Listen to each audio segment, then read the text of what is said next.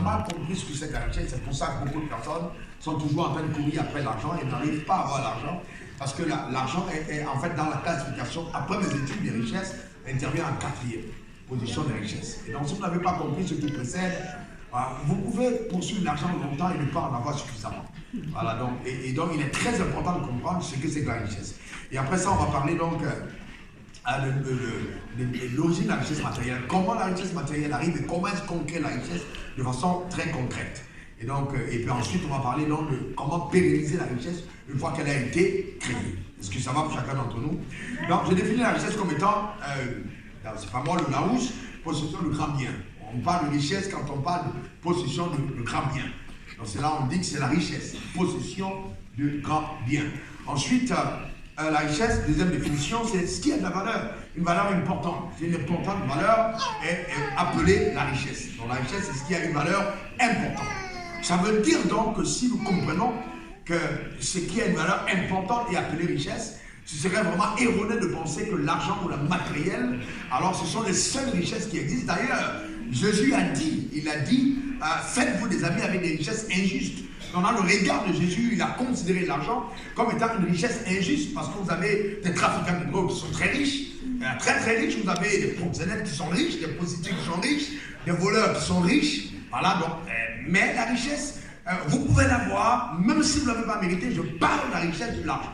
Donc, considérer l'argent comme étant la première richesse, ça peut être un danger terrible. Et c'est pour ça que Jésus a dit, l'amour de l'argent est la racine de plusieurs maux. Donc il est important d'avoir l'argent, mais il ne faut pas aimer l'argent. Il faut aimer Dieu qui a la capacité de nous donner l'argent. L'argent est un très très très bon serviteur, mais un mauvais maître, nous le savons tous. Et donc pour que cela devienne une évidence dans votre vécu, dans votre âme, que le paradigme mentaux au sujet de la richesse change, on doit bien comprendre ce que c'est que la richesse dont je parle là, la classification des richesses. Numéro 1, la première richesse, comme je classifie, c'est la richesse spirituelle. La richesse spirituelle. La richesse spirituelle. Alors ça c'est incroyable. Alors par exemple, la première richesse spirituelle c'est le salut. Quelqu'un qui est sauvé, vous et moi, nos noms sont écrits dans le livre de vie. C'est incroyable. Amen. Nous sommes dans le monde, mais nous ne sommes pas du monde. Vous ne pouvez pas imaginer ce que c'est. Il y a beaucoup de personnes en cette fin d'année qui seront consommées par les sorciers. C'est la sorcellerie. Ils vont mourir par silence. On va dire Dieu a donné et puis Dieu a repris. C'est pas Dieu qui a repris. Dieu a donné, mais les sorciers ont agi. Voilà, parce que le voleur ne vient que pour dérober, égorger et détruire. Mais Jésus dit, je suis venu afin que les brebis aient la vie et qu'elles soient dans l'abondance. Donc le salut est fondamental.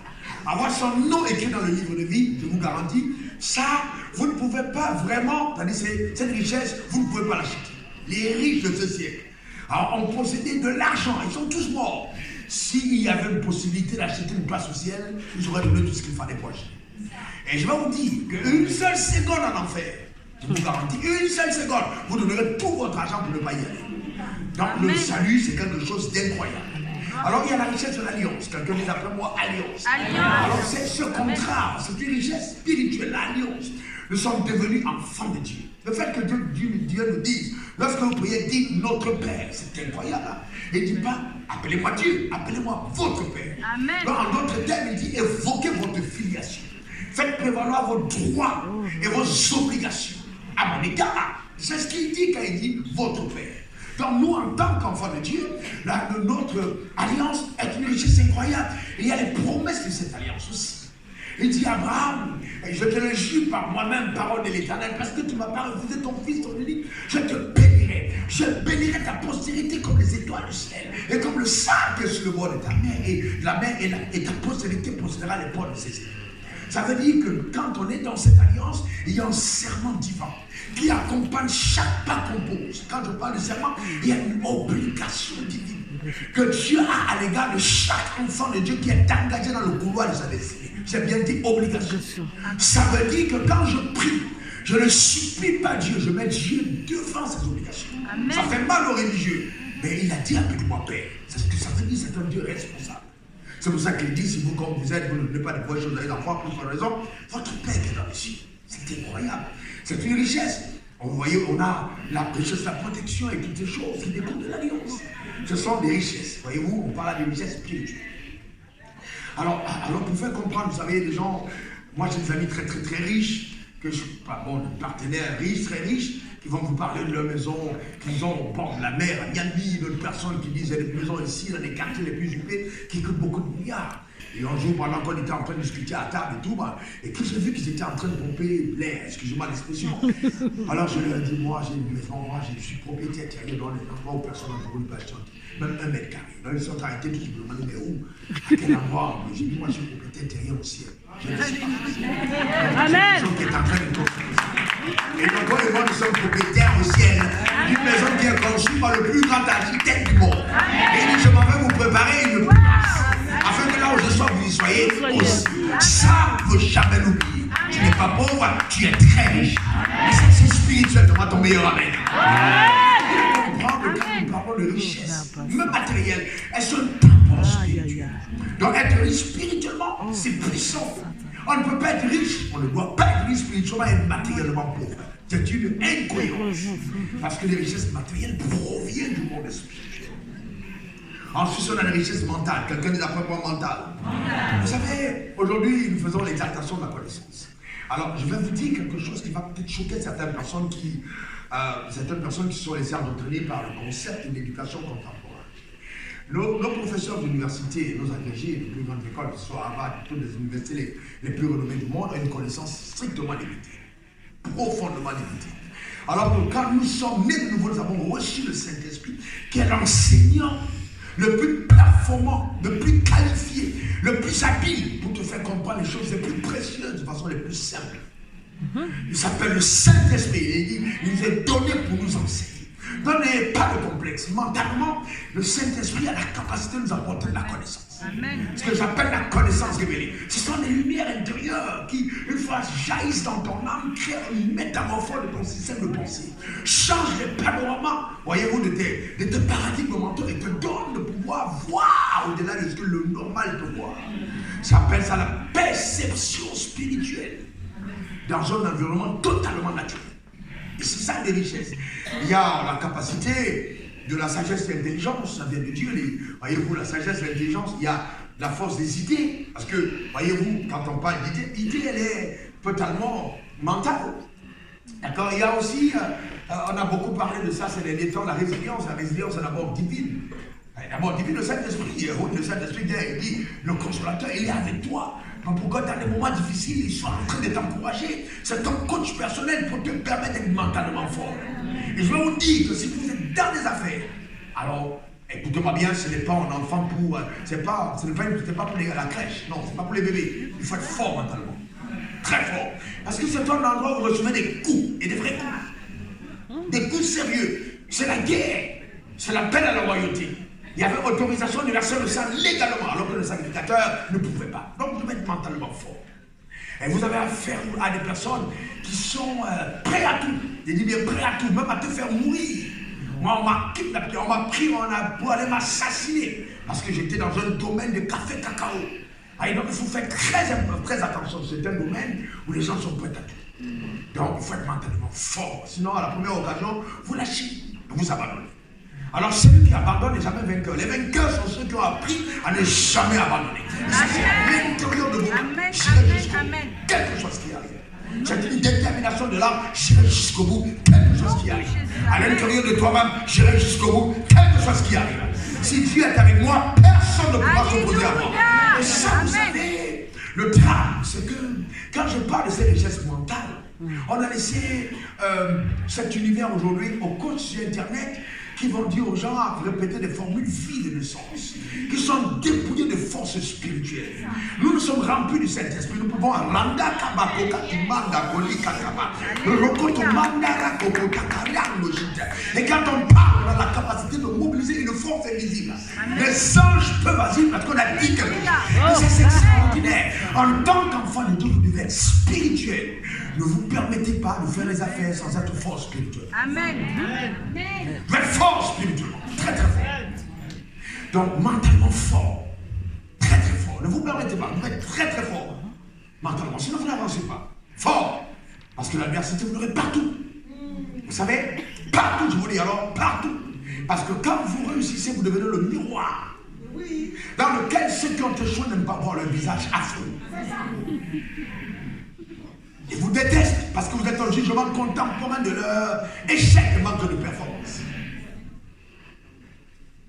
Ah ouais? Et vous dites, bah non, mais c'est pas possible, je comprends pas, j'essaie d'être gentil, frère, c'est pas parce que tu es gentil ou pas. Tu auras des persécutions.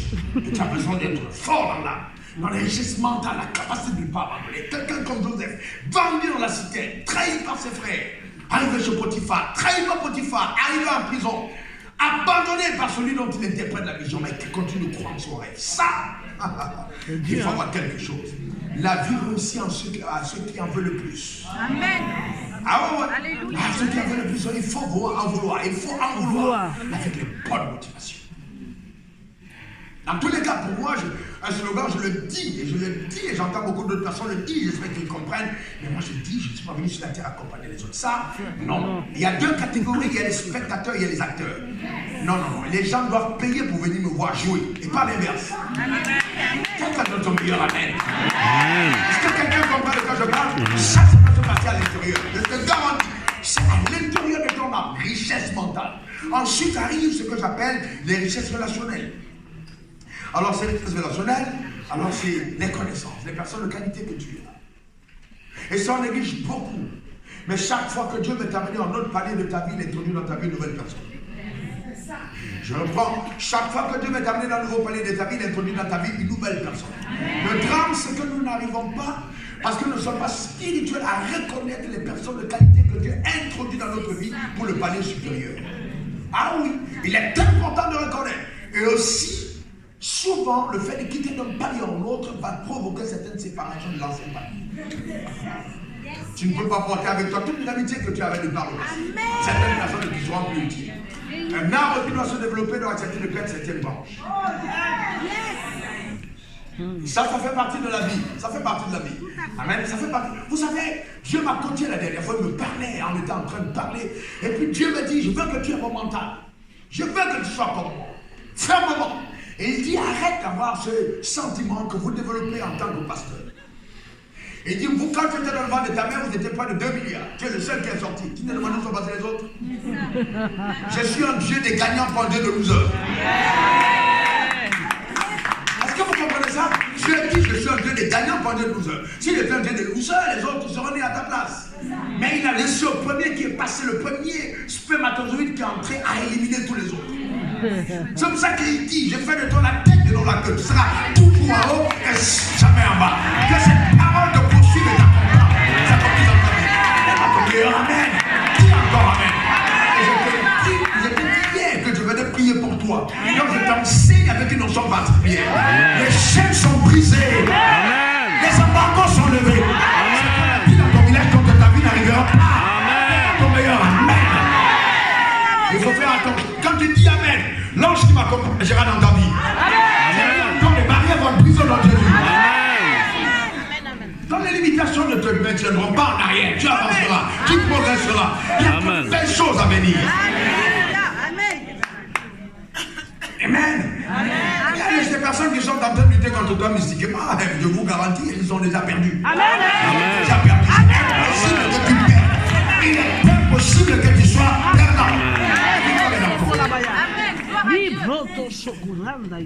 Donc, il y a la connaissance mentale, il y a aussi le réseau, les personnes que nous connaissons, les personnes que nous avons, les personnes que nous connaissons. Vous savez, vous pouvez être agrégé, vous avez pris 25 ans, 30 ans même pour aller à l'école, vous avez un diplôme, vous avez une agrégation, vous rédigez une demande d'emploi, vous êtes peut-être même très bien coté dans une grosse société, vous avez un bon cursus pour être un extraordinaire politicien. Et bon, quelqu'un donne rencontre une personne qui a un numéro de téléphone, et le numéro de téléphone ne vaut plus que ton diplôme. Moi, je suis dans les affaires. Il y a un numéro de téléphone qui pèse plus que le diplôme. Un seul numéro de téléphone peut changer radicalement ta vie. Une seule signature peut changer radicalement le panorama de ta vie. Alors, qu'est-ce que Dieu fait? Ça s'appelle les connexions, les personnes de qualité que vous rencontrez. généralement, ces personnes de qualité, pour avoir leur cœur, vous les rencontrez quand elles n'ont pas encore l'apparence de ce qu'elles vont devenir. Alors je dis encore, ces personnes de qualité, vous les rencontrez quand elles n'ont pas encore l'apparence de ce qu'elles doivent devenir. Je dis encore, elles n'ont pas l'apparence justement de ces personnes-là. Vous les rencontrez à ce niveau-là. Vous ne savez pas encore qui elles sont, c'est qu'elles vont devenir. Mais il y a quelque chose en vous qui vous dit c'est cette personne. Vous devez être attaché à la personne. Et quand la personne montera sur son trône, la personne se souviendra de vous. Je suis sûr que le jour que Joseph est arrivé en Premier ministre, il y a des gars, il a pris des décrets pour faire sortir certaines personnes de la prison. Ah, je suis certain qu'il a pris des décisions pour les prisonniers. Il a amélioré la condition des prisonniers, il a fait sortir certaines personnes des prisons. Imagine le gars qui était sur mon pote en prison, il a tout ça pour le faire sortir. Ça, c'est clair. Il y a des rencontres qui sont des rencontres bien. Il ne faut pas jouer avec ça. Il ne faut pas jouer avec ça. Et donc, si vous êtes riche, vous avez de l'argent, vous n'avez pas des personnes de confiance, vous êtes pauvres. Et ça, c'est le drame de beaucoup de riches. Ils sont riches, ils n'ont pas confiance en leur femme. Ils sont riches, ils n'ont pas confiance en leur chauffeur. Ils sont riches, alors tout devient suspect autour d'eux. Parce qu'ils ne sont pas riches. Vous voyez, si moi j'ai une personne, si je ne suis pas en France, j'essaie au moins 2-3 personnes, je peux appeler, je dis j'ai besoin de 100 000 euros. La personne à l'instant va prendre 100 000 euros et dire tu veux que je dépose ça où? J'ai besoin de 10 000 euros. Je dis qu'est-ce que, révérend, je dépose ça où? Okay. La personne va aller déposer avant de me demander mais comment on va faire pour ça après? C'est ça qu'on appelle la richesse. Mais ce sont les choses qui se construisent en fait. En Côte d'Ivoire, partout au Cameroun. Qui ne sont pas des frères de sang. Et pour ça que je me dis, avoir 300 millions à telle personne, va déposer avoir. Et il faut le faire. Parce qu'on a construit quelque chose. Ça s'appelle des richesses relationnelles. Avoir des personnes de qualité dans ton entourage, dans ton régime. Ça se construit. Les richesses relationnelles. C'est très important.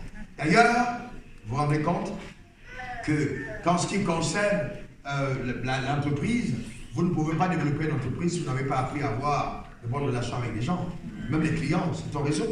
Donc c'est pour ça qu'on parle de traiter le client comme étant un roi. Et c'est la construction justement, voyez-vous, d'un réseau. C'est très important de comprendre cette dimension de richesse, qui est une richesse relationnelle. Est-ce que ça va? Alors maintenant, intervient quatrièmement sur les richesses financières, les richesses matérielles. Donc ça vient en quatrième position. Parce que si vous êtes riche spirituellement, riche mentalement, riche relationnellement, alors la conséquence c'est que matériellement, ces choses vont couler. Parce que vous êtes parti dans le bon ordre. Puisque nous sommes en train de parler de la pérennisation des richesses. Alors, je vais vous montrer dans ce enseignement que toutes les richesses qu'on obtient ne peuvent pas être pérennes. Il y a des richesses que vous ne pouvez pas pérenniser. Parce que le processus d'acquisition ne permet pas que ces richesses soient pérennes. Voyez-vous? Et c'est là où la majorité des richesses qu'on a acquises en faisant la sorcellerie, en allant dans les loges, en vendant les gens, ce n'est pas des richesses qui a, au contraire, les personnes qui succèdent à ces richesses, d'autres deviennent fous, deviennent, des vies, amènent des relations qu'on a eues, tellement de choses terribles qui se passent, parce que derrière la richesse a un esprit. La richesse a un esprit, il faut faire attention. Avant de faire une parenthèse, vous avez déjà vu une prostituée. Moi, j'ai gagné beaucoup au Seigneur. Beaucoup. Vous allez vous rendre compte que les prostituées ont une qualité, un défaut commun, c'est quoi? C'est qu'elles dépensent tout leur argent. Dans les coiffures, dans les ongles, tout le temps, les habits, tout. Elles ne gardent jamais cet argent. Pourquoi? Parce que derrière chaque argent gagné, il y a un esprit. L'argent que tu gagnes en vendant ton corps ne peut pas être profitable pour ton corps, pour ta vie. Impossible. Ça va te plonger dans cette année. Voyez-vous? Et donc c'est important de le comprendre. Et très très important. Le temps manquerait de vous parler des mystères de l'autel. Comment est-ce que quand on met devant l'autel avec sa sémence, qu'est-ce qui se passe derrière? Comment est-ce que vous ne pouvez pas pérenniser les choses qui n'ont pas reçu une visitation de la grâce et de l'onction de Dieu? C'est très important. Et c'est pour ça, vous voyez, les gens s'attaquent comme l'affaire de « Ah, ils sont venus à l'église, ils sont venus à l'église. » Ah, attention, l'autel a une capacité de sanctification. Une puissance de sanctification. Donc quand les gens viennent à l'autel avec leurs finances, la puissance qu'il y avait derrière, le moment qui contrôlait cet argent, perd en prise. Dieu rentre dans cet argent comme la ligne de la personne qui possède cet argent et évacue le destructeur. Et cet argent, tu peux en jouir. C'est pas simplement le simple fait d'avoir l'argent, il faut encore en jouir. Vous n'avez pas vu les gens qui ont l'argent qui sont malheureux? Beaucoup, moi j'en ai vu beaucoup. Qui sont personnes heureuses, moi, mais qui n'arrivent même pas à chanter. Qui n'arrivent pas à rire. Pourquoi est-ce que beaucoup de gens sont obligés d'aller voir des trucs de comédie? C'est parce que les personnes ne vivent pas bien. Pour aller voir quelqu'un qui te fait rire en racontant des fausses histoires, c'est qu'il y a un problème quelque part. C'est quelque part, il y a un problème, il y a un vide dans l'âme. C'est pour ça qu'on est obligé d'aller à la comédie pour voir quelqu'un te faire rire. Parce que les gens souffrent à l'intérieur eux-mêmes, ils ont besoin de. C'est vrai. Bon, il y a une différence entre rire et être heureux. On peut rire et ne pas être heureux. Voilà. On va être clair dessus. Il faut faire très attention. Bon, nous parlons des choses importantes, dont l'argent intervient. Alors maintenant, la richesse matérielle comme quatrième richesse. Donc, il ne faut pas mettre l'argent en première position, l'argent intervient en quatrième position. Donc, ça veut dire qu'il y a un processus par lequel nous gagnons de l'argent. Donc, l'argent est quelque chose d'important. Dis après moi, l'argent est important. L'argent est important. L'argent est important. L'argent est important. C'est très important. Il ne faut pas se laisser empoisonner par tous les enseignements erronés qu'on a reçus au sujet de l'argent. L'argent est très important. Très important. Et le concept de la richesse est un concept divin. Le diable n'a jamais conçu la richesse. Le concept de la pauvreté est satanique. Le concept de la richesse est divin. Le concept du bonheur, c'est un concept divin. Que tu sois heureux, c'est un concept divin. Mais on est tellement coincés que les enfants de Dieu pensent que la vie se vit dans les cartes. Ils sont à l'église, et puis on lutte pour être diacre, on lutte pour être pasteur, on lutte pour être bishop. La vie, c'est plus que ça. Il a dit, vous êtes la lumière du monde, pas la lumière de l'église. Tu brilles dans le monde. Amen. C'est très important que les gens te regardent et ils perçoivent qu'il y a quelque chose en toi qui est différent.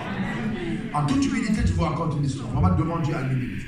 Un jour, je suis dans un avion, et puis on a l'espace qui est VIP. Et puis je suis là, j'avais mon sombrero, j'étais habillé, un chapeau, je me détendu un peu relax, mais sérieux. Le ministre des Finances de mon pays était là, je sais que c'est le ministre des Finances, et puis il était là, il y avait ces gens, moi j'avais mes gens. Et donc, quand je suis arrivé, dans la notion a changé. Dès que je suis entré, la façon dont je suis entré, même la démarche que j'avais quand j'entrais, le ministre des Finances s'est senti complexé par ma présence. Je vous dis bien, il s'est senti petit. Ah, et bien, je sais qui je suis. Je ne suis pas intimidé par le fait que quelqu'un ait un titre. Il a été nommé par le chef de l'État et le chef de l'État peut le révoquer quand il veut. Mais moi, Dieu m'a appelé et c'est quand il m'a dit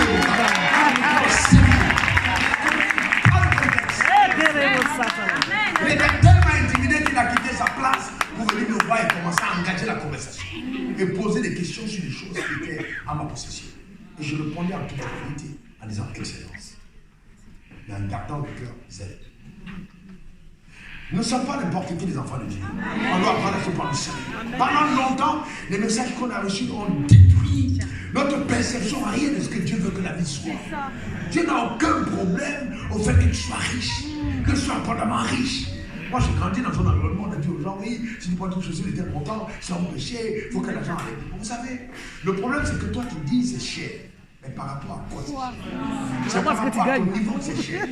Si tu vois, c'est normal. Si tu as 2000 euros, je respecte 2000 euros de salaire par mois, et que tu vois quelqu'un porter une chaussure qui coûte 2000 euros, tu vas être scandalisé parce que c'est ton salaire.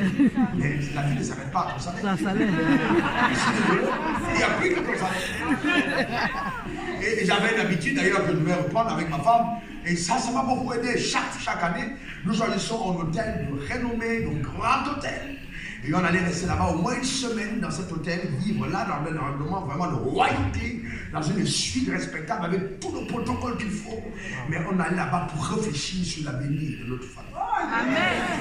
Parce que je me suis rendu compte que si tu réfléchis dans un endroit de musique entre toi-même, ça fait pas un bon père.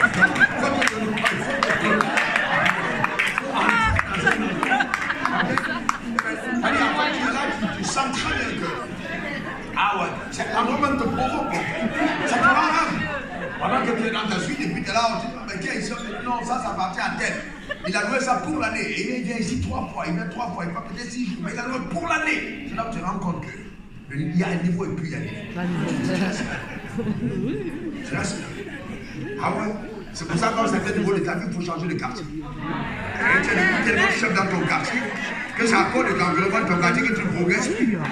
Parce que tout le monde dans ton quartier te prend pour le super héros parce que tu as une voiture et tout le monde a un vélo. Et il faut aller dans un autre environnement pour les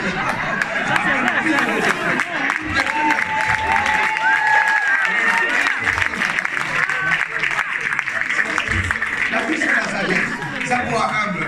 Vanité de vanité, toute la vanité, poursuit du vent. Amen, c'est très très important. Et Dieu dit qu'il y a un concept divin la richesse. Vraiment un concept divin. Et Et je dis aux gens, c'est pas parce qu'on est ici, je dis même à l'église, si vous êtes dans une église, on ne vous parle pas de richesse, on ne parle pas de bien-être, sortez de l'église, parce que ce n'est pas le message divin. La Bible dit que Dieu a fait toutes choses afin que nous en jouissions. Donc en fait, il a fait toutes choses pour qu'on en jouisse. Et l'argent que tu as, l'argent qui t'appartient, est l'argent que tu as dépensé dans ce que tu as gardé. Ça, c'est une leçon que Dieu m'a enseignée à chaque jour. Donc la vie, prenez-la simplement. Ce n'est pas l'argent que tu as dans ton compte bancaire, c'est ce que tu as dépensé. Donc tu veux que tu jouisses la vie, sois relax. Parce que ce que tu as gardé n'est pas toi, le jour où tu meurs, c'est parti. Donc c'est important qu'on comprenne ça. Deutéronome 8, verset 12 à 13, il dit, lorsque tu mangeras et tu rassasieras, lorsque tu bâtiras, habiteras de belles, voyez, Dieu dit de belles maisons. Il n'a pas dit de bâtir de maisons. Alors il dit de belles maisons. En notre terre, si je bâtis une maison qui n'est pas belle, je pêche. C'est écrit dans la Bible. C'est écrit dans la Bible. Je bâtirai et habiterai de belles maisons. Donc en fait, Dieu veut que ce que tu fasses. Pourquoi est-ce qu'il veut que ta maison soit belle?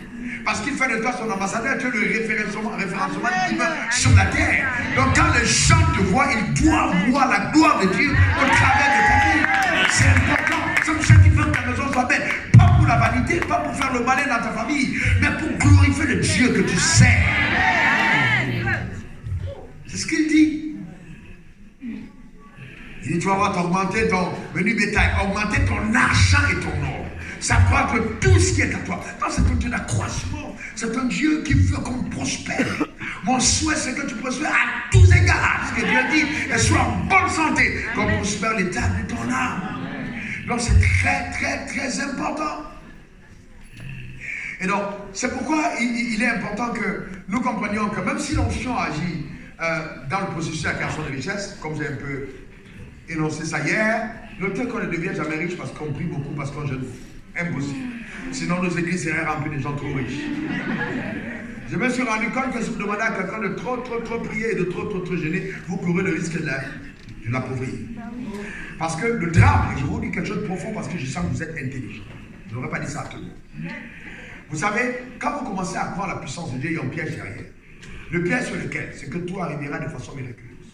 Alors dans leur conception du miracle, on s'est dit, ouais, c'est un miracle absolu, un pouvoir divin. Je vais me lever le matin, plein de roses, demain j'aurai une rose, et puis j'aurai des immeubles, et puis quelqu'un va venir me donner de l'argent et tout, voilà, comment je vais devenir riche?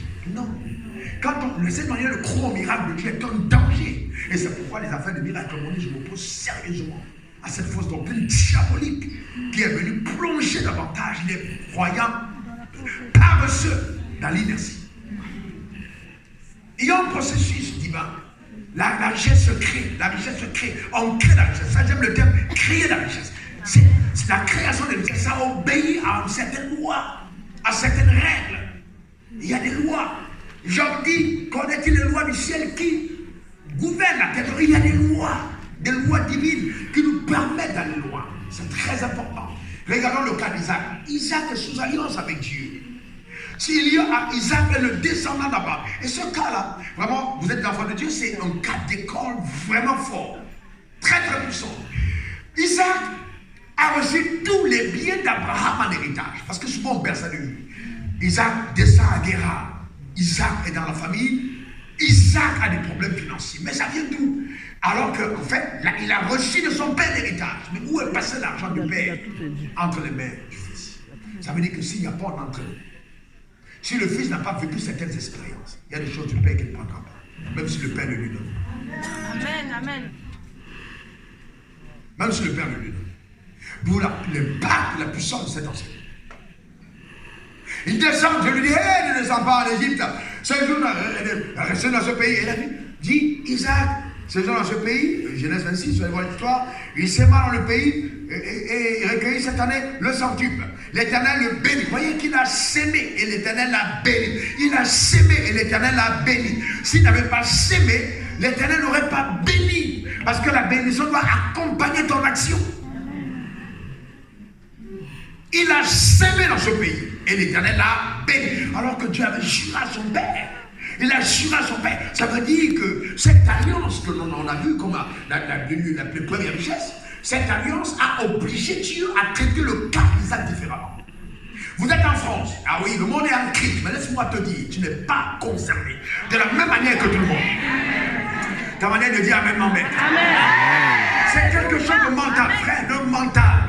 Et j'espère qu'on aura le temps. Je vais vous montrer dans la dimension spirituelle comment Césaire s'entend comme homme spirituel pour créer l'attraction de ces choses vers nous. On laisse ça aux gens des pensées positives. Non, ils font comme c'est une loi, ils font du copier-coller. Mais la force derrière, ils ne la comprennent pas. Mais vous, moi, on doit comprendre ça. Amen. Isaac reste dans le pays, il sème. Et Dieu le bénit. Et la Bible dit qu'Isaac devint riche. Isaac devint fort riche. Jusqu'à ce que les Philistins lui portaient envie. Il était au milieu des Philistins. Il a été béni dans un pays étranger. Les Philistins même sont devenus jaloux à cause de la main de Dieu qui était sur Isaac. Je prie qu'à la fin de cet enseignement, que cette main te poursuive partout où tu iras. Ta manière de dire Amen m'inquiète. Qu'elle t'accompagne de façon éloquente. Et que tu vois des résultats tangibles, des résultats palpables, des vrais résultats dans ta vie de tous les jours. La main de Dieu.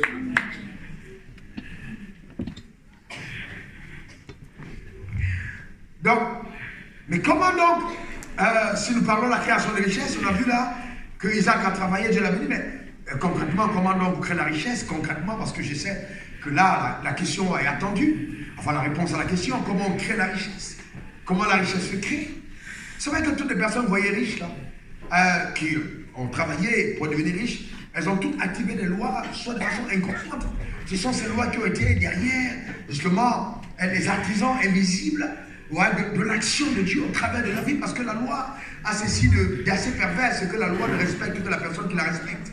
La loi ne regarde pas ton visage, la loi respecte la personne qui la met en pratique, c'est tout.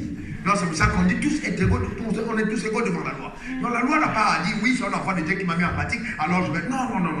C'est aussi longtemps que tu respectes la loi va amener dans ta vie tout ce qu'elle prévoit. Quand elle est mise en application. C'est pour ça que quand Isaac a béni son fils Jacob, il était aveugle. Pourquoi il était aveugle? Parce qu'il a dit je ne choisis pas. C'est celui qui aura mis le principe en marche que je vais bénir. Le choix était pensé sur Esaü, mais ce qui a eu la bénédiction, c'est Jacob. Et c'est comme ça qu'on a beaucoup d'enfants de Dieu. Dieu veut les bénir, mais finalement c'est le païen qui prend la forme d'enfant de Dieu et qui vient agir. Que ce ne soit pas ton partage. Amen. Que ce ne soit pas ta portion. Mais fais très attention à qui a accès à tes oreilles. Le drame, c'est qu'on a des pasteurs qui, parce que c'est quelqu'un de mon pays, c'est quelqu'un de mon village, oh, il a trop aimé ma mère quand ma mère souffrait, il était à l'enterrement de mon beau-frère. Ce n'est pas des conditions pour que quelqu'un ait accès à tes oreilles. Celui qui a tes oreilles détient, je te garantis, ta destinée. Donc, donner tes oreilles à quelqu'un, c'est vraiment lui confier ta vie. Je te garantis, la foi vient de ce qu'on entend, et ce qu'on entend vient de la parole de Dieu. Ça veut dire que le doute et la limitation proviennent de ce qu'on entend. Lisez l'histoire des enfants d'Israël. Ils ne sont pas entrés dans la richesse parce qu'il y avait 10 qui ont dit c'est impossible. Parmi 12 pasteurs, il y a toujours 10 qui disent non. Il n'y a que quelques rares, 2 qui disent non. C'est pas parce qu'une conviction est populaire dans le royaume de Dieu que c'est une conviction divine. Ce qui est populaire n'est pas divin, attention. Ah non, ce qui est populaire n'est pas divin. Non. Et les gens vont vous comprendre dans cette assemblée. Oh, ils sont devenus païens, ils commencent à chercher l'argent, on ne comprend pas. Frère, je l'ai discuté dans l'avion avec un homme de Dieu qui semblait très convaincu de ce qu'il disait. Et puis j'ai lu après, donc je lui ai demandé, mais pourquoi donc tu fais les offrandes à l'église? Et elle restait comme je dis, tu sais, c'est des chances que tu penses. Parce que ces gens prennent leur argent pour apporter à l'église. Et toi, tu es dans l'avion. D'autres n'ont jamais conduit en vélo. Ils t'ont donné l'argent. Toi, tu ne fais rien dans la vie. Tu vides leurs offrandes. Tu es un criminel. Je lui ai dit ça. Moi, je suis quelqu'un de franc. Je dis, c'est criminel. C'est pas sérieux.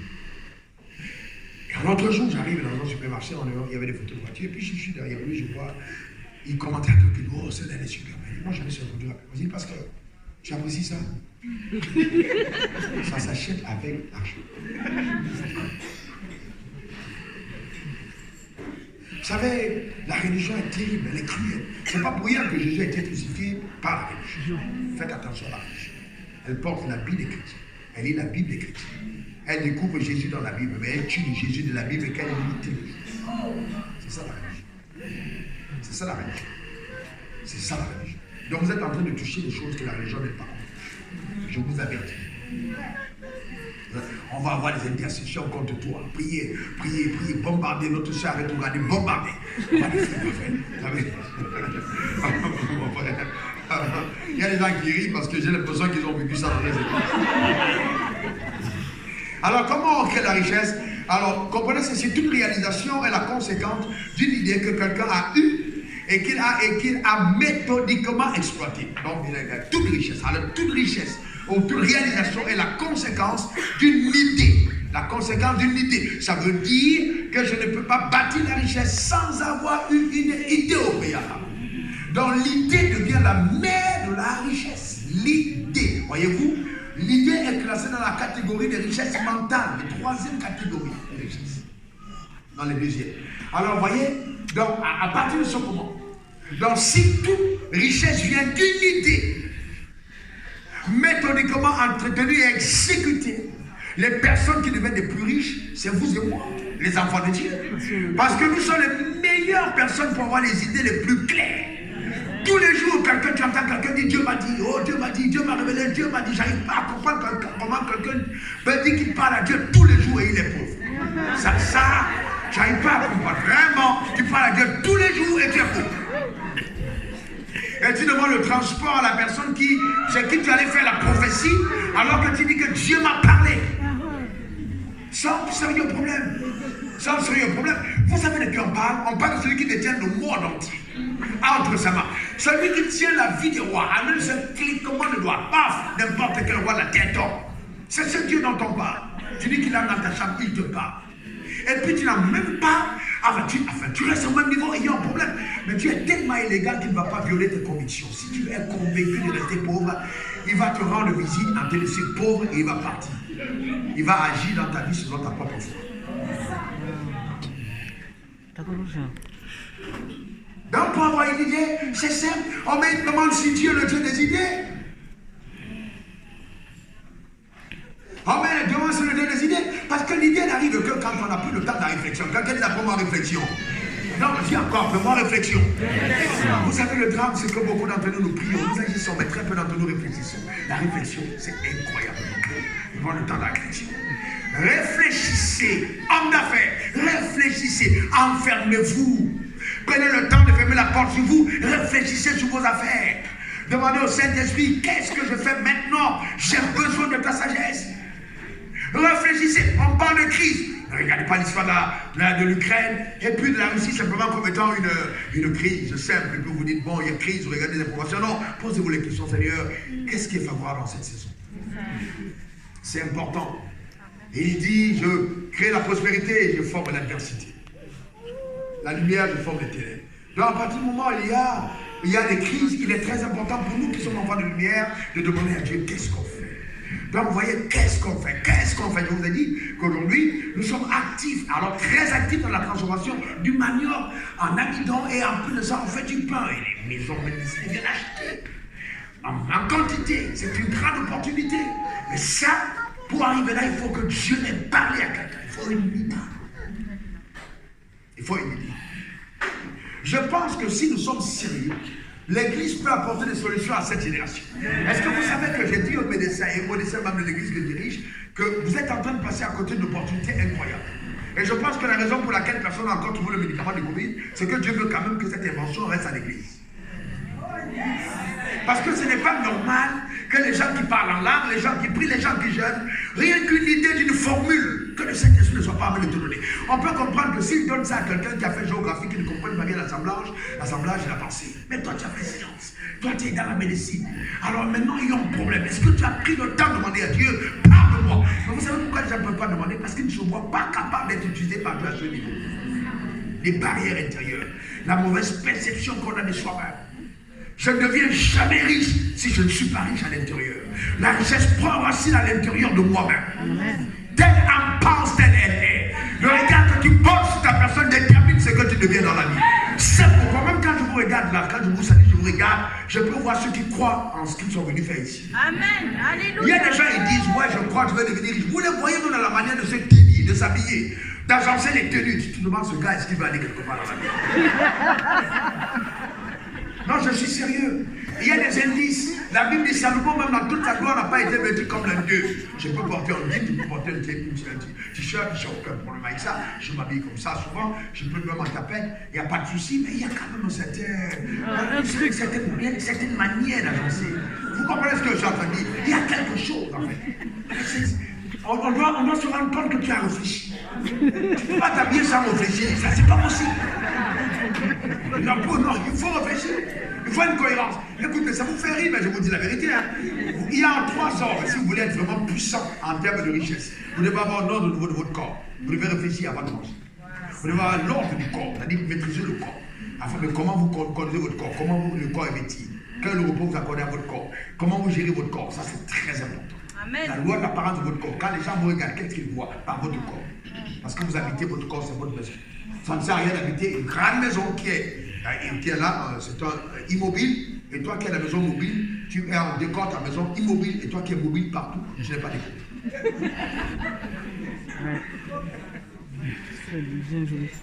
Maintenant, il faut un équilibre au niveau de ton âme, un équilibre mental. Dans ton âme, il faut un certain équilibre mental, mentalement équilibré. Amen. Et après, il faut avoir l'équilibre spirituel. Dans les 3 dans l'ordre, l'équilibre physique est très important. Parce que si je suis équilibré spirituellement et que je suis malade physiquement, j'ai un problème de décider. Même la gestion du repas à table est un indicateur que tu vas aller loin. Tu ne peux pas te mettre là à 2h du matin et puis tu es en train de manger des sauces remplies d'huile à 2h du matin. Tu peux pas. Et puis tu es en train de te bénir sur le long terme. Tu n'es pas sérieux. Tu n'es pas. Ta manière de manger est un indicateur que tu ne crois pas à ton avenir. Tu ne crois pas à ton avenir. Vous comprenez ça? Je suis très sérieux. Tu ne crois pas à ton avenir. Il y a une certaine discipline.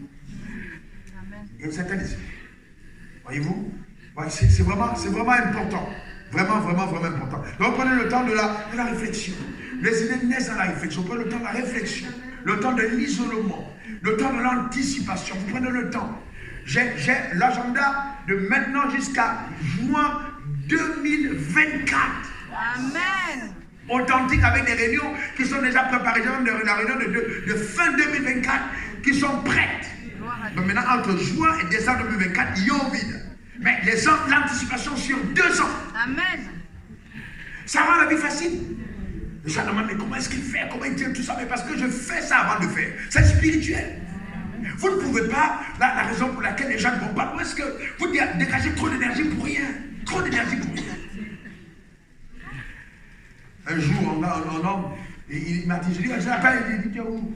Alors je suis parti à Sydney avec ma femme, il dit, tiens Céline, on devait avoir une réunion, non, je ne peux vraiment pas plus, tu sais.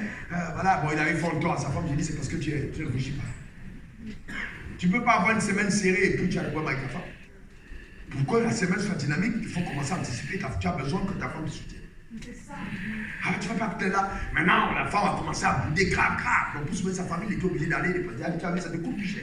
Tu vas aller à la week-end, là, c'était pour un truc qui était prévu, mais tu as bien fait quand même. On va faire la réunion. Il faut anticiper les choses. Vous voyez ce que je veux dire? C'est l'intelligence de la vie. Vous devez anticiper. La vie est faite d'anticipation. Par réflexion, vous réfléchissez d'abord.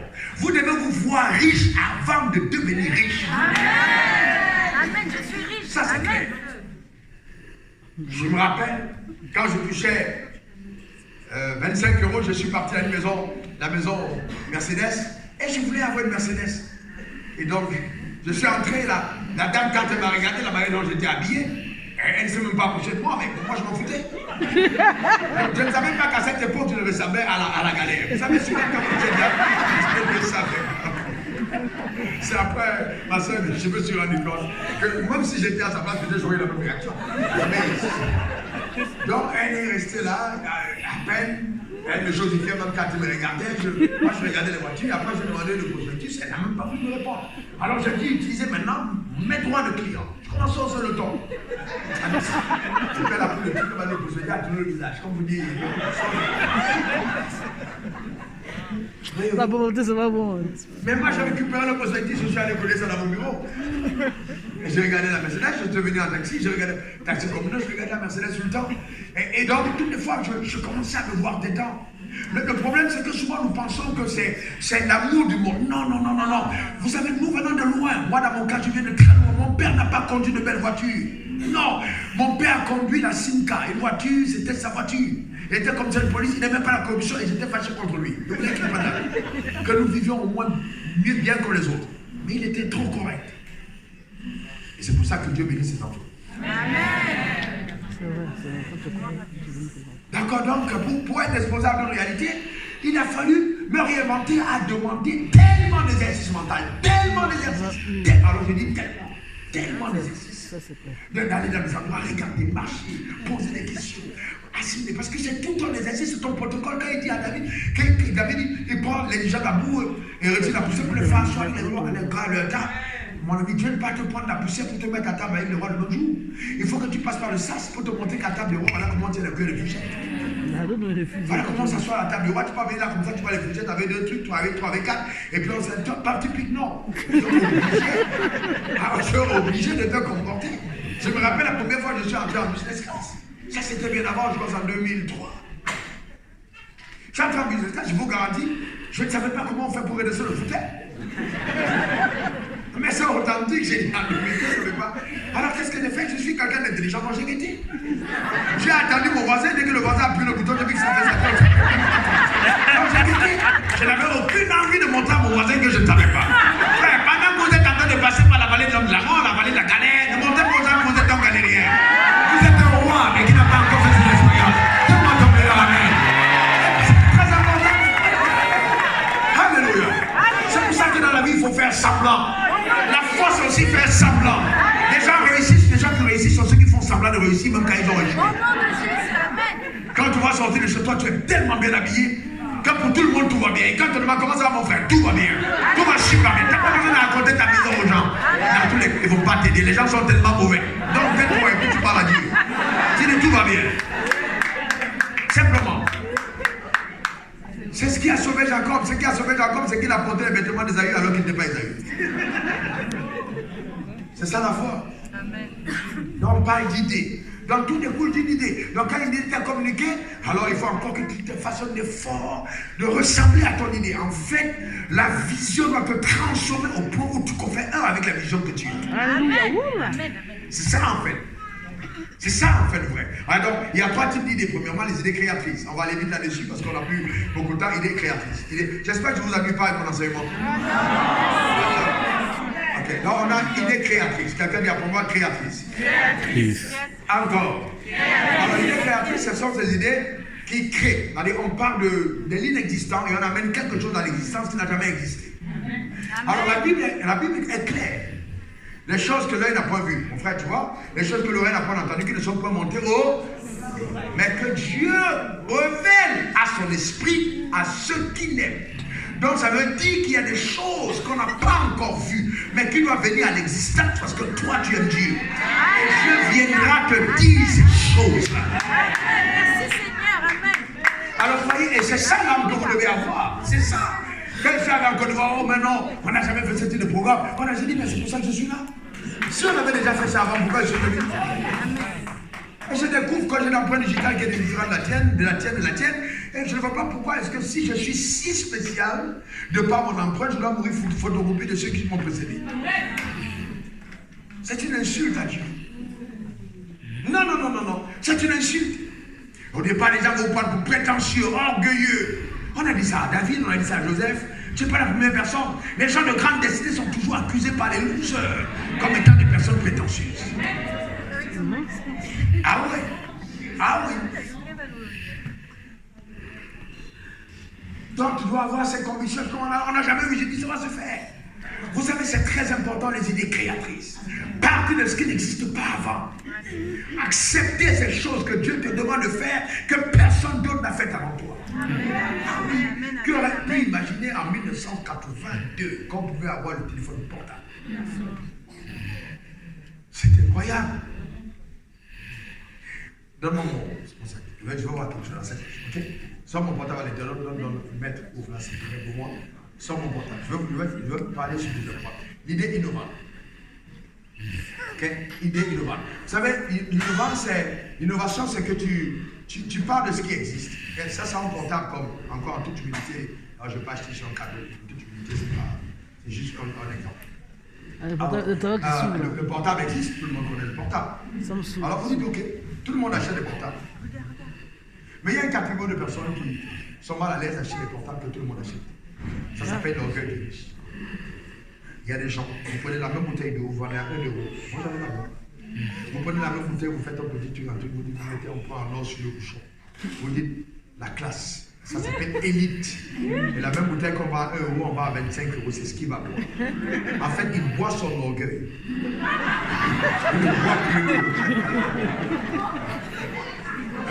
Ouais, c'est déjà dit. Et donc, il y a des gens comme ça qui sont simplement très orgueilleux. Vous rencontrez tout le temps dans la vie des personnes orgueilleuses qui n'ont de respect pour personne. Parce qu'elles ont l'argent. Alors, et donc, si vous avez, voyez-vous, dans la vie, vous devez seulement regarder autour de vous et vous dire comment est-ce que je peux faire réfléchir pour apporter de l'embellie, rendre service, on l'a dit hier. Vous voyez ce portable, c'est le même iPhone 14. Mais à la seule différence qu'ici on met 24 carats gold. On met Raoul Watford, mon nom est gravé derrière, avec du or. Et donc, là c'est en or. Une commande qui a été passée depuis l'Amérique. Et puis c'est personnalisé. Il y a un certificat d'authenticité qui est venu avec une grosse boîte. Rien que la boîte allait même pour coûter normalement dans la valeur de 500 euros. Rien que la boîte. Alors on te donne le portable. Mais tu vas peut-être le payer 10 fois le prix d'un portable normal. Alors que ce qui est au-dessus, c'est la personne qui a réfléchi, qui se fait l'argent dans l'ingéniosité initiale de Apple. Vous voyez ce que je suis en train de dire? Il y a tellement de capacités de se faire l'argent. Ça s'appelle des idées innovantes. C'est-à-dire, je crée la richesse à partir de ce qui a déjà existé. La Chine est devenue une grande puissance, pas parce qu'elle a créé, mais parce qu'elle a innové. Elle a envoyé des ingénieurs en Europe et en Amérique. Ils ont pris les trucs, ils sont devenus l'usine du monde et puis ils font le faux. Mais il y a une niche pour le faux. Il y a beaucoup de ça dans cette salle. Je ne suis pas sûr que tous sont authentiques. Il y en a qui viennent de la Chine, d'autres qui viennent de véritablement de voilà. Bon, maintenant, ça le connaisseur connaît. Et il y a des faux qui sont tellement bien faux que même celui qui a le vrai est complexé devant le faux. C'est tellement bien fait dans le faux. Que même la personne qui a l'authentique regarde et puis est complexée devant ton sac. Mais la seule personne qui connaît le vrai, voyez, et ça c'est fondamental. Je vous raconte une histoire. Vous voyez les gens joailliers, quand vous allez acheter des bijoux chez eux, alors ils vous disent, bon, les bijoux dans certains niveaux, on vous dit, bon, alors on va vous faire 2 copies. Alors on vous donne l'authentique, avec la chaîne, authentique, on vous donne la photocopie de l'authentique. Dans la photocopie de l'authentique, vous la portez. Et vous partez avec partout au marché et tout, avec la photocopie de l'authentique. Et l'authentique, vous la gardez dans les coffres. Alors, la question que je te pose, alors qu'est-ce que la personne porte? Le vrai ou le faux? Le faux. Le faux. Mais parce que, quelque part, la personne a le vrai dans son coffre, la personne porte le faux tout en se vantant de posséder le vrai. Mais quand toi tu regardes, tu dis, c'est le vrai, alors que c'est le faux qu'elle porte. Donc, tout n'est que jeu. Wow. Tout n'est que jeu, en fait. Voyez-vous? Tout n'est que jeu. Et donc, c'est important de comprendre que, voyez, les choses marchent comme ça dans ce monde. Quand vous n'avez pas complexé du tout, pas du tout complexé. Pas de complexe, vraiment aucun complexe. Ne n'en développez pas. Le monde francophone est rempli de complexes. N'en développez pas du tout alors. Soyez pas complexe. Des idées innovantes. Apportez de l'innovation. Vous ne pouvez pas innover si vous n'avez pas l'observation. Vous observez, vous regardez autour de vous. Observez, vous prenez le temps, la réflexion, vous observez, vous marchez, vous regardez et vous dites qu'est-ce qu'on peut faire. Dieu vous parlera. Celui qui demande reçoit. Celui qui cherche trouve. Celui qui frappe, on ouvre. C'est un principe de vie spirituel. D'accord? Et ça, c'est vraiment fantastique. Et on a enfin la troisième catégorie d'idées qui sont les idées opportunes.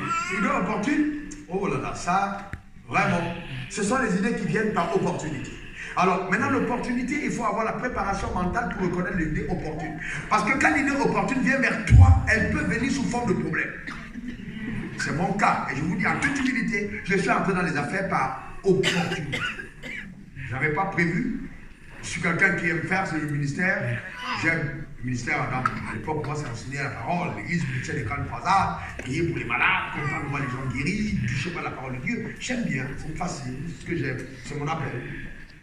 Un appel pour moi.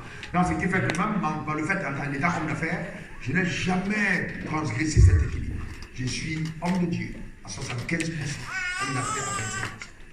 Donc pour moi, il n'y a pas de... Ce n'est pas possible de changer les choses. Donc ça dit, moi, mes jours, il y a des jours consacrés où je reste avec Dieu. Quel que soit ce qui arrive, ce jour-là, je suis avec le Seigneur. Quel que soit le marché. Si ça doit être signé ce jour, alors je ne le signerai pas.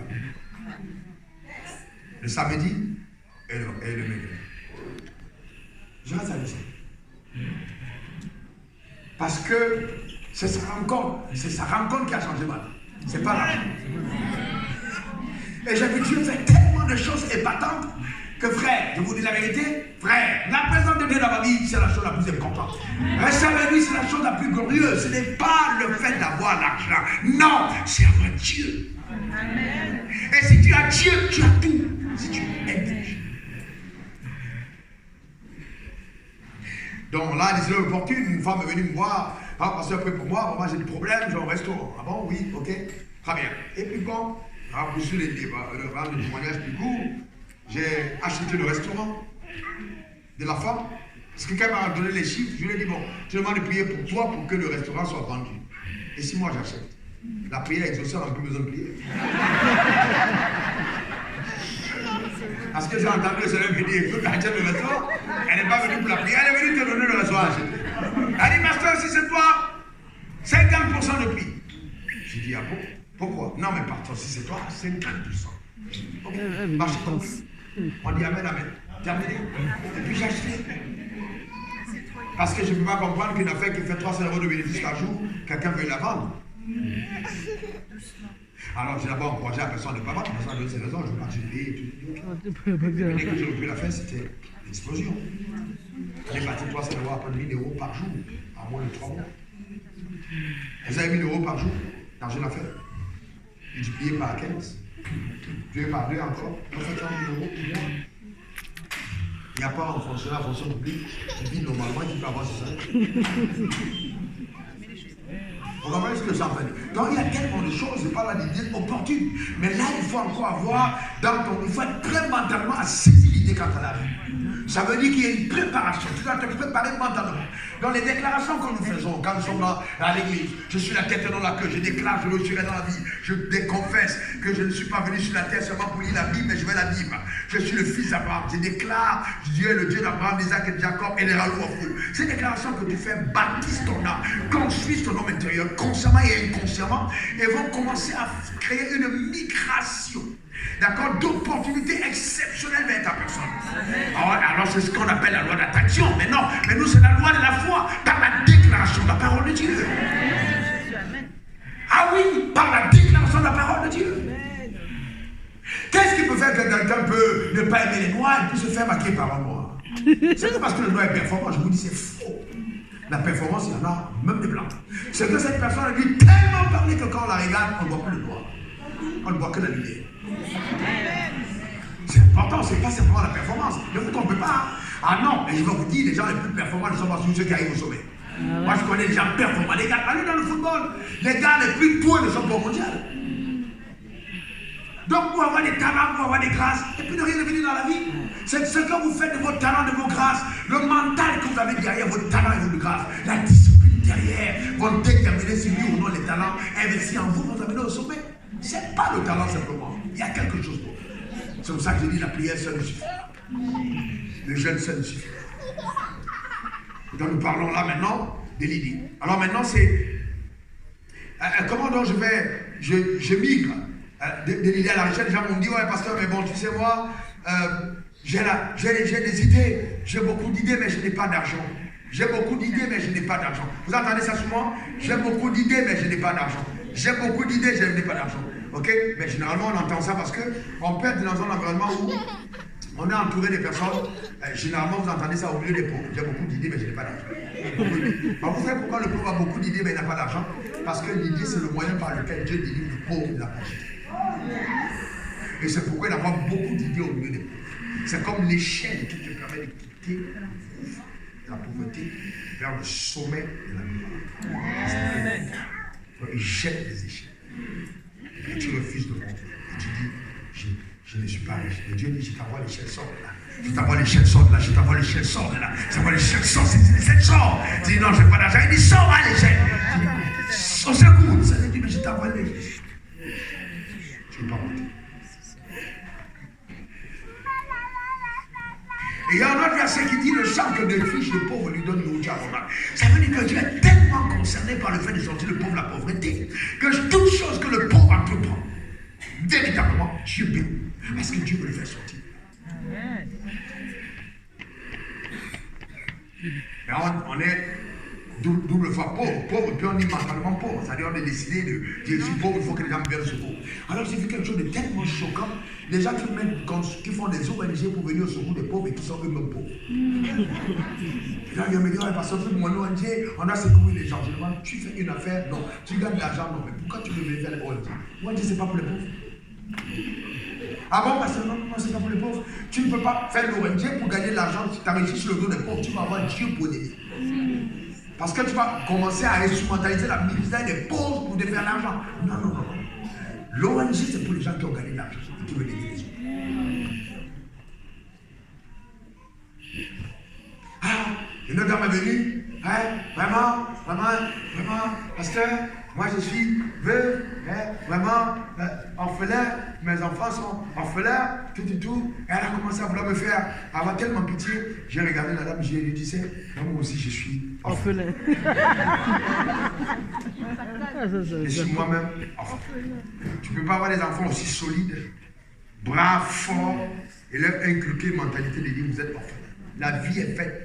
De tel ancien quand un certain âge, tu perds tes parents. Donc être orphelin n'est pas un scandale. Ça fait partie du processus là. Les vrais enfants sont ceux qui enterrent leur père. Donc un jour on devient orphelin. C'est pas un drame. C'est pas un drame. Il ne faut pas prendre ça comme si c'était vraiment le monde s'est écoulé. Et puis non, pas du tout. Est-ce que j'ai dit qu'il ne faut pas aider les veuves et les orphelins? On le fait. Mais il ne faut pas instrumentaliser ça pour commencer à vivre une vie de pitié. Enfin, dans tous les cas, vous avez déjà vu ceux qui demandent là, le monde. Vous avez déjà vu des gens qui donnent des fortunes? À le monde, on donne des pièces. Aux riches, on donne des billets. À le monde, c'est des pièces. Donc quand tu fais pitié là, ce sont des pièces. Non, sérieusement. Ah non, vraiment, si vous ne m'avez pas soutenu, je ne sais pas comment je vais vivre, on secoue votre pasteur, son loyer en danger. Frère, tu dis ton loyer en danger. Et les gens qui sont là n'ont pas de loyer. Il ne faut jamais faire pitié. Je dis bien, jamais faire pitié. Jamais. Ce n'est pas de cette manière qu'on s'en sort. Alors j'ai des idées, mais je n'ai pas d'argent, que faire? Mais c'est simple. Vous savez, est-ce que vous avez, il y a une belle histoire dans la Bible. Est-ce qu'un paralytique ne peut pas marcher? Est-ce qu'un paralytique ne peut pas arriver à un endroit? Si, je suis paralytique, mais j'arrive à un endroit. Oui. Alors le paralytique, la Bible, cette histoire m'a tellement enseigné. Le gars était paralytique, il est arrivé, il y avait la foule. Mais le gars avait l'idée d'être guéri. Et il y avait la foule autour. Quand il est arrivé, il s'est fait porter. Et le défi, c'est que quand le gars arrive, tellement il est convaincu de sortir de sa situation, qu'il arrive à convaincre ceux qui le portent de percer le toit de la maison et de le faire passer par le toit de la maison. Elle était déterminée. Ça me gêne un peu les trucs qu'on fait devant.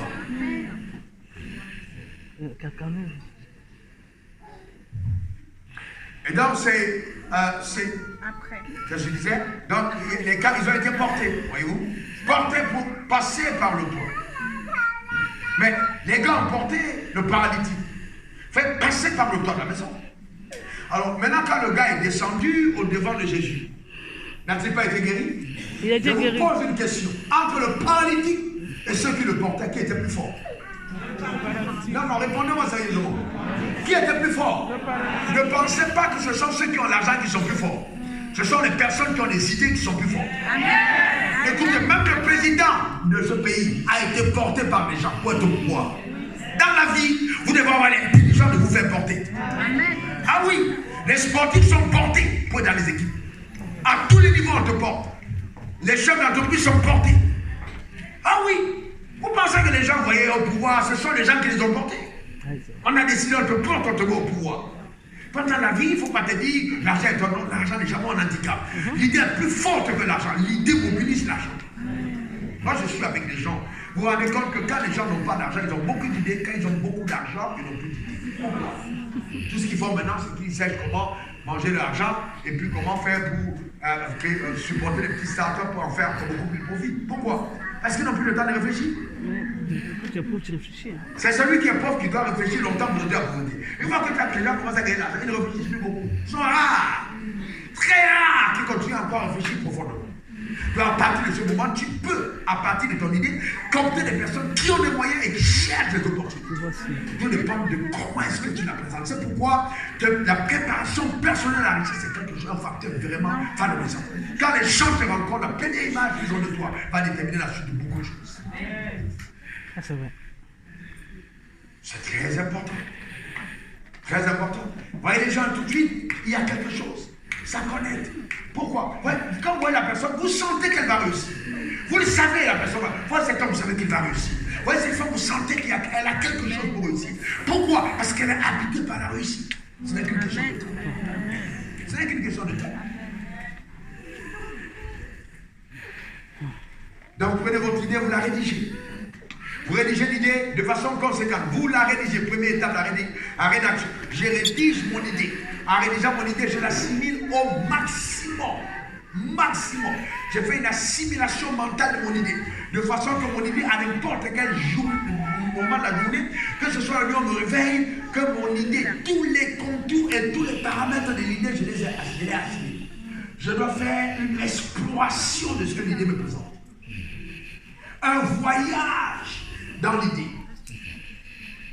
Si c'est dans l'agriculture, je dois connaître le domaine, je dois connaître dans les veillards, savoir ce que c'est que les veillards. Ça pousse dans quels sont les types de veillards. Je dois explorer au maximum. De façon que quand les personnes qui doivent me porter arrivent, que les personnes trouvent en moi un discours cohérent. Si ce paralytique n'était pas un gars avec un discours cohérent, ces gars n'auront pas fait passer par le toit. Il a dû dire quelque chose qui en fait que les gars n'ont pas. Faites cohérent, il faut être convaincu. Les gens viennent à la première rencontre, commencent à dire vraiment j'ai besoin d'aide, soutenez-moi, je souffre. C'est fini. C'est pas j'ai besoin d'aide, soutenez-moi, je souffre. Tu as besoin de ton idée, commence à dire on souffre, c'est pas que je souffre. Tu dois parler de ton idée, qu'est-ce que l'idée peut apporter à la société. Allez, la personne te donne 5 minutes, mais tellement tu es convaincu de ton idée que 5 minutes se transforment en 1 heure. Tellement tu parles bien de ton idée. La personne tremble quand elle te dit waouh, c'est comme ça, on va aller avec toi. C'est important, voyez la rédaction. Et prends le temps, prends le temps dans le secret. Alors dans le secret, commencez à parler sur ton idée et à donner toutes les personnes de connexion qui se rattachent à l'idée pour que l'idée arrive à manifestation. Vous les appelez, vous les cherchez la nuit. Ah ouais, quand tout le monde dort, c'est là que vous cherchez vos partenaires. Oh Père, au nom du suprême de Jésus, je te rends grâce pour cette idée. Tu veilles sur ta parole pour l'exécuter. Tu as dit que ta parole ne rentre pas à place à accomplir ce pourquoi elle est sortie. Je te bénis pour cette idée que tu me donnes. J'appelle du nord au sud, de l'est à l'ouest toutes les personnes indispensables à l'accomplissement de cette idée. Je déclare et établis cette idée ne mourra pas. Elle portera des fruits. Tu commences à parler. Alors ça peut paraître anodin, mais c'est spirituellement puissant. Là où on a l'église actuellement, j'ai marché à cet endroit quand je touchais 25 € par mois et Dieu m'a dit fais le tour, prends possession de la zone. J'ai commencé à marcher la nuit de 1h, 2h, à 2h du matin, minuit, 2h, 3h. Je marche, je parle. Là où fleurait la plante de tes pieds, je donne cet endroit pour son héritage. Je parle. J'ai pris le cacao, j'ai mis dans mon bureau, j'ai pris le diamant, j'ai mis dans ma chambre. Je parle aux richesses, je commandais à l'argent. J'ai pris l'euro, j'ai pris le yen, j'ai pris les monnaies, j'ai mis. J'ai dit oui, je suis votre maître. C'est spirituel, ça se passe. Je parle. Un jour, j'étais tellement énervé, j'ai pris toutes les liasses, j'ai mis en bas de mon lit maintenant comme paillasson. Donc quand j'ai descendu, j'ai dit, je suis votre maître. Est-ce que vous comprenez? Vous êtes tellement en colère contre la pauvreté que la pauvreté elle-même fuit. Il n'y a pas d'amitié entre vous. Vous êtes tellement énervé qu'il n'y a pas de place pour la pauvreté. Donne-moi ton meilleur amen. Amen. Il n'y a pas de place pour la pauvreté. Il n'y a pas de place pour la pauvreté dans ma vie. Il n'y a pas de place pour la pauvreté. Pas de place pour la pauvreté dans ma vie. Amen. Et quand tu le dis, Dieu te soutient. Il te soutient.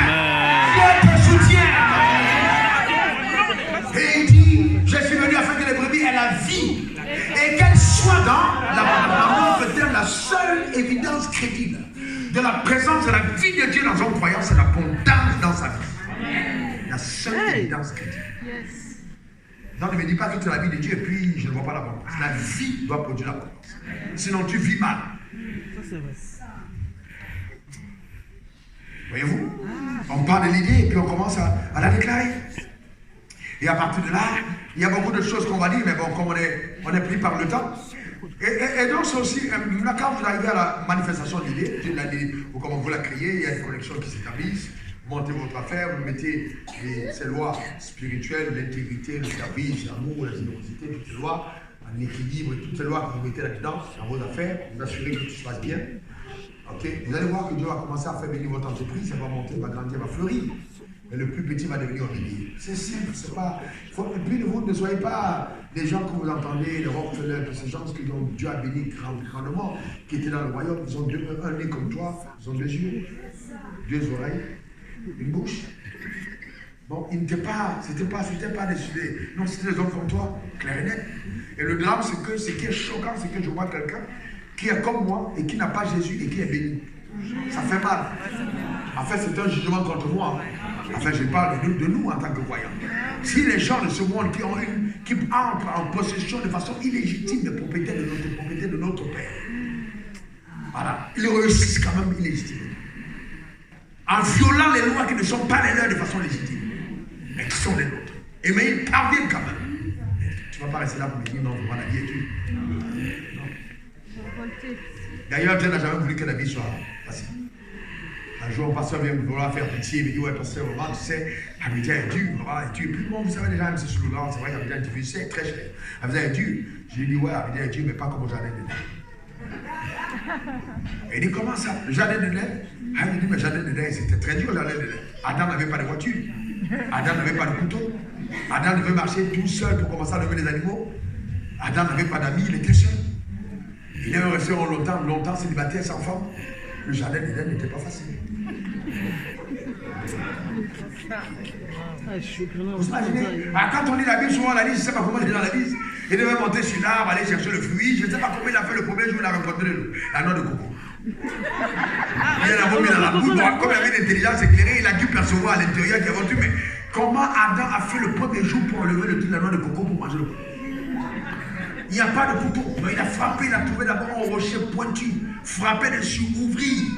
Maintenant, taper la coque. Comment il a recueilli l'eau? Il n'y avait pas de verre. Il a tapé ça de façon très stratégique. Dès que ça soit ouvert, il l'a mis dans sa bouche. Avant de mourir. Donc, vous voyez que ce n'était pas facile. Dieu n'a jamais voulu que la vie soit facile, mais qu'elle soit possible. Les gens pensent que, ouais, bon, Adam attendait en bas de l'arbre et puis les fruits tombent. Non, si tu attends en bas de l'arbre avant que les fruits ne tombent, les oiseaux te dévancent avant toi. Les oiseaux mangent les meilleurs fruits et quand ça tombe, c'est déjà percé. Et c'est ainsi qu'on a beaucoup de chrétiens qui attendent en bas de l'arbre que la bénédiction tombe. Et puis les démons récupèrent les meilleurs. Satan a volé, mais Satan a volé parce que tu n'es pas monté récupérer. Que cela ne soit pas ton partage, ne soit pas ta passion. Au nom suivant de Jésus, on croit vos amens. Amen, amen, amen. Bien maintenant, on va terminer, on va parler de la pérennisation. Comment est-ce qu'on fait pour avoir quelque chose de pérenne? Voyez-vous donc, premièrement, notez que la succession se planifie. Elle n'est jamais accidentelle. D'accord? Et donc, elle n'est jamais accidentelle. On ne réussit pas accidentellement à rendre une entreprise pérenne. Ce n'est pas possible. Non. Et puis toutes les entreprises, toute richesse n'est pas pérenne. Toute richesse n'est pas pérenne. Si les richesses n'ont pas été construites suivant les normes divines, ne peuvent pas être pérennes. Il y a des normes divines pour bâtir les richesses. Si ces normes ne sont pas respectées, ça ne peut pas être pérennisé. Il y a des gens qui sont riches, qui ont fait du mal. Ils ont été au pouvoir, ils ont pillé, ils ont fait tellement de tort. Regardez les enfants, ils ne profitent pas de cet argent. Pourquoi? Parce que l'argent est spirituel. La manière dont vous obtenez l'argent va déterminer ce que cet argent va faire à vos successeurs. Il y a des argents maudits. Tu reçois cet argent, le malheur t'accompagne. Même lors des mariages, les gens qui donnent les cadeaux, il y a des cadeaux qui viennent avec des esprits. Vous devez sanctifier, vous devez parler dessus. La vie est spirituelle. Donc tout argent que vous voyez ne peut pas être... Mais nous parlons en tant que croyants. Sachant que la richesse est spirituelle, nous comprenons donc que dans tous les cas, si nous voulons préparer les gens à la voie. Il faut donc comprendre que la succession se prépare. On a vu le cas d'Isaac et d'Abraham. Abraham a donné toute sa richesse à Isaac, mais lisez la Bible. Isaac a eu des problèmes. Dieu a dû bénir Isaac et Isaac a prospéré à partir de l'activité en tant que cultivateur. C'est là où il a eu une grande richesse. Mais où est passé l'argent d'Abraham qu'il a eu? C'est dilapidé. Donc, un voleur ne peut pas transmettre ses richesses en disant ouais, mon père était riche, mais il a eu comment? Si ton père est ton voleur, c'est ton argent à problème que tu prends. Donc, et ce sont les successeurs qui vont révéler ton succès. Donc, ça veut dire qu'il faut préparer. Il faut donc que les enfants soient initiés à la création de richesses. Il y a une manière de faire. Si vous observez encore en toute humilité, vous observez la vie de ma femme, voyez, vous allez voir une très grande sobriété. Pourquoi? Parce que nous causons, nous parlons. Ma femme, c'est ma meilleure amie. Nous discutons beaucoup. Et nous discutons des questions d'argent. Nous parlons de ça avec les enfants tout autour. Pourquoi? Parce qu'il faut que les gens comprennent. Alors, ce que vous donnez à votre enfant comme richesse, ce n'est pas l'argent, mais c'est le chemin qui mène à l'argent. Car le chemin qui mène à l'argent est plus riche que l'argent auquel le chemin nous mène. Parce que l'argent peut être perdu, mais quand tu connais le chemin, tu le retrouves. Mais si on te donne l'argent sans t'avoir montré le chemin qui mène à l'argent, le jour où tu perds l'argent et que tu ne connais pas le chemin, c'est la catastrophe. Donc le chemin est plus important. Le chemin qui mène à l'argent, les voies qui s'y trouvent. Donc c'est pour ça que très tôt, et même si vos enfants vont à l'école, trouvez le temps, impliquez-les dans les affaires que vous faites. Il faut qu'ils soient impliqués. Parlez des affaires avec eux, discutez avec eux dès le départ, vous les initiez. Comment est-ce qu'on prépare les rois à la succession de leur père? C'est en leur donnant de prendre part à l'exercice de la royauté sans qu'ils ne soient au pouvoir.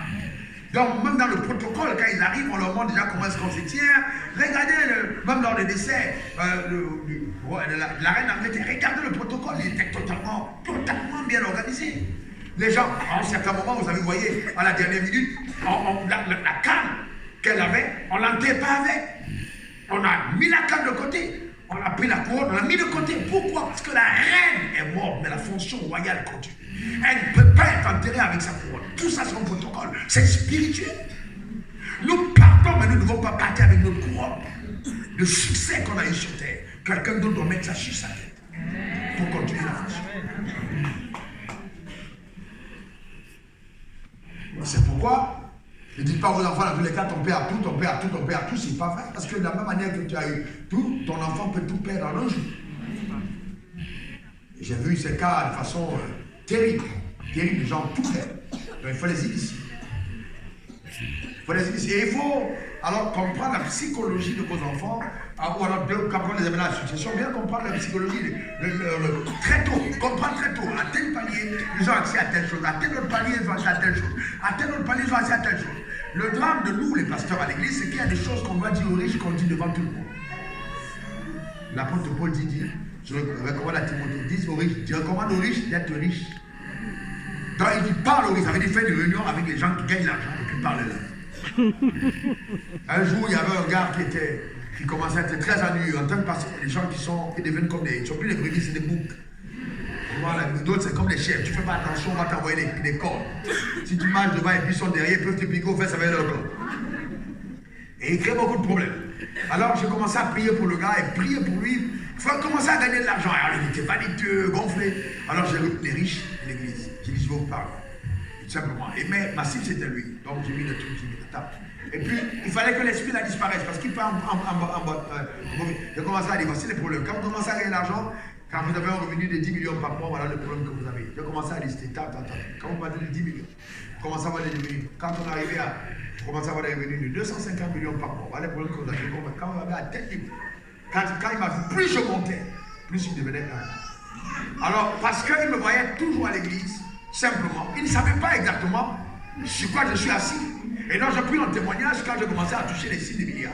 Que enfin voilà, on était assis à 4 dans l'avion, on discutait. Dès que j'ai commencé à parler, c'était pour lui dire petit. On est passé là depuis longtemps. Si on se tait, c'est pas parce qu'on ne peut pas faire de bruit. C'est qu'on a compris que la pièce de 1 euro fait plus de bruit que le billet de 500 euros. C'est pas parce que le billet de 500 euros tombe sans bruit que ça ne pèse pas. Donc le bruit là, c'est souvent pour les légers. Que Dieu te donne un nous. Et que la grâce de Dieu soit sur ta vie.